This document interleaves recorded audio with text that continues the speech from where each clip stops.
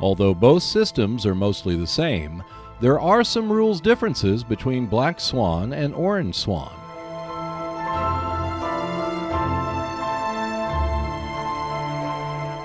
This video will not include the unique rules for either game, but instead focus on how the same systems are handled differently. Orange Swan has no declaration of war step, and Surprise is a scenario and campaign special rule for Japan.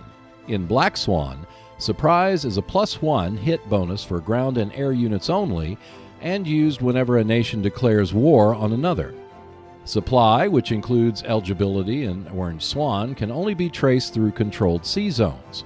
There is no requirement for naval units to be present. Supply in Black Swan can be traced through contested sea zones and does require naval units to be present in each zone. In addition, units cannot be reinforced if supply is traced through a contested sea zone. In Black Swan, garrisons are required for strategic areas, production areas, capitals, and certain other pre-designated areas. Otherwise, production points may be lost. For Orange Swan, it is not necessary to garrison strategic or production areas. Units are counted for both air and naval strategic warfare in Orange Swan, while steps are counted in Black Swan. A single ops disc is applied by a garrison port, and 2 are applied by a garrison strategic area in Orange Swan. For Black Swan, a single ops disc may be applied by a controlled island or strategic area, but not necessarily a garrisoned one. It should be noted that the general firing orders of units is the same in both games, although there are no fort units in Orange Swan. HS units roll a single die, and CV units roll 2 dice for naval support of amphibious assault in Orange Swan, and support fire is limited to 4 naval units. In Black Swan, only HS units may provide support fire that consist of 1 die each, but there is no limit to the number of naval units. Orange Swan has no combined ops while Black Swan does. This means in Orange Swan there is no way to cancel the effects of a river or stop the reduction of combat strength for assaulting units. The lone exception is the U.S. Marines. In Black Swan, combined operations may reduce the impact of attacking across rivers and double black arrows along with seaborne operations.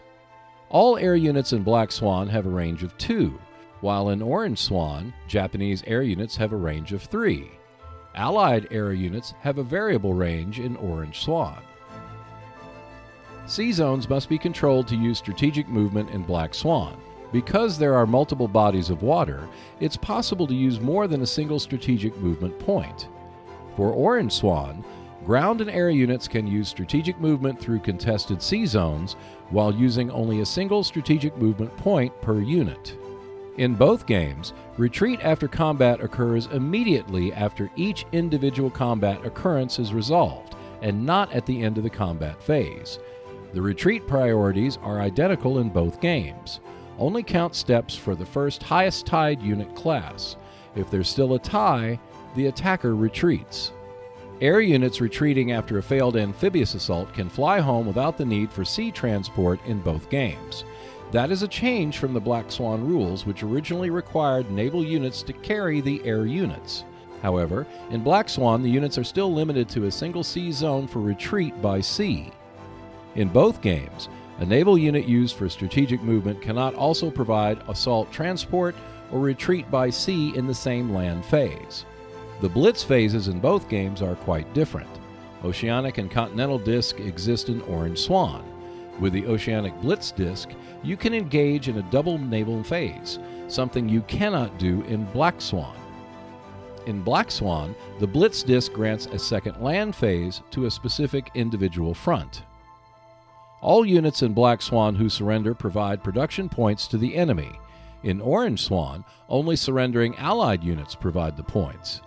Keep in mind that production points are awarded per unit and not per step in both games. For Black Swan, bad weather occurs in the fall, which consists of mud, and winter, which consists of snow along the western and eastern fronts. The impact of the weather will vary between games and is described in the Special Rules section. In Orange Swan, monsoons will only occur in the summer and in spaces designated with the monsoon icon.